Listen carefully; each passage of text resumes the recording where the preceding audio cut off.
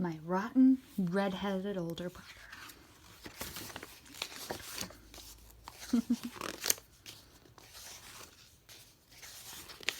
Okay. Here we go. My brother and our mother and I all lived with my grandparents on their farm in Union City, Michigan. Now, my babushka, my grandmother, knew lots of things. She knew just how to tell a good story. She knew how to make ordinary things magical. And she knew how to make the best chocolate cake in Michigan. After she told my brother and me a grand tale from her homeland, we'd always ask, "Bubby, is that true?" She'd answer, "Of course it's true, but it may not have happened." Then she'd laugh. Ooh. Now, I knew that she loved me all right, but I couldn't quite understand how she could even like my older brother, Richard. He had orange hair that was like wire. He was covered in freckles and looked like a weasel with glasses. The one thing that my Bubby didn't seem to know was how perfectly awful my brother really was. Mind you, he was always nicer whenever she was around us. But as soon as she'd leave, he would go and do something terrible to me and laugh.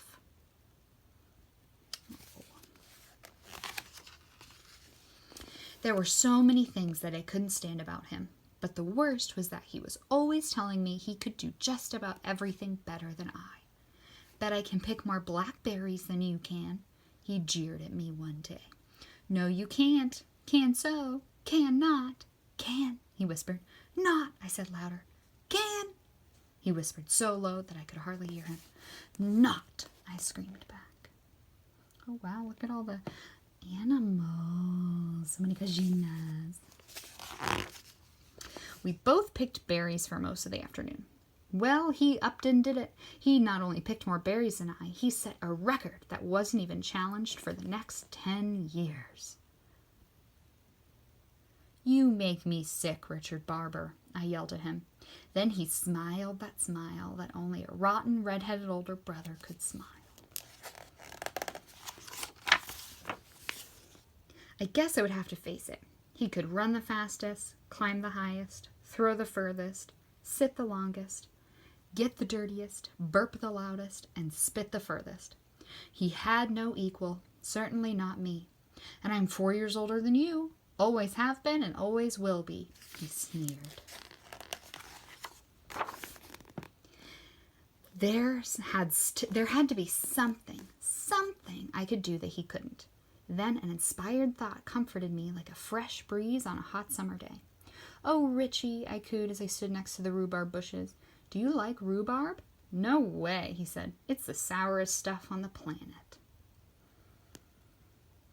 Now I knew at long last that I had him. "Bet I can eat more of this raw rhubarb than you can without getting the puckers," I challenged. "I don't think so." "I do." "I don't," he said with narrowing his eyes. "I do," I insisted. "Don't," he hissed.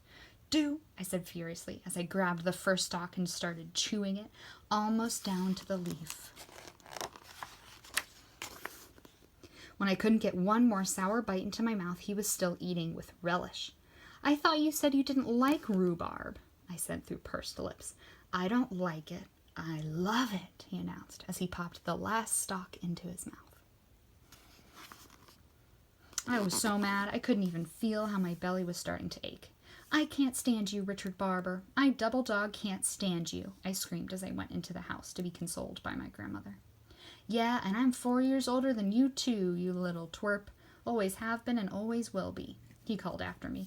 Then he laughed that rotten, red-headed older brother laugh.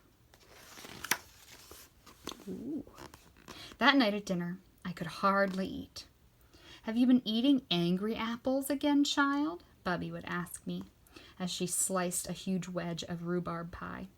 "I baked your favorite." Richard gave me one of his extra rotten, weasel-eyed, greeny-toothed grins. At bedtime, my Bubby came and sat on the edge of my bed, just like she did every night. "Look, a falling star," she said. We watched it streak across the sky. Then she spit twice between her fingers and gave her chest a loud slap. "Why'd you do that, Bubby?" I asked. "I was making a wish. Didn't you know that wishes on fallen stars come true?" At last I knew how I was going to get back at my brother.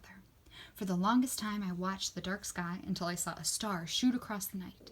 Then I spit between my 2 fingers and slapped my chest. It was done.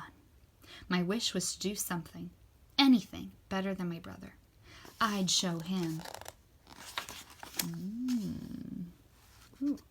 The next morning, all I could think about was my wish. I was thinking about it so hard I almost didn't notice the wagons and trucks pulling into the field down the road near Four Corners. A traveling carnival, my brother shouted as he ran towards me. They're sitting up right here in our field. I bet I can eat more hot dogs than you can, he teased. He was already starting it by the time I was going to do something so incredible that even he would have to sit up and take notice. I had a star wish. I'd show my rotten, redheaded older brother all right. That night I ran straight for the merry-go-round. We must have taken 50 turns on that carousel, but then my brother got off. I stayed on. I went around and around and around. I knew I could do this longer than you, I shouted at my brother, feeling proud but just a bit dizzy. Tricia, I heard my bubby call out, get off that thing. It's time to go home. Oh. The last thing I remembered was stepping off from the platform. Next thing I knew, I woke up with Bubby sitting on the edge of my bed. Mom and Grandpa were there too. You gave us all a fright, Mama said. How do you feel?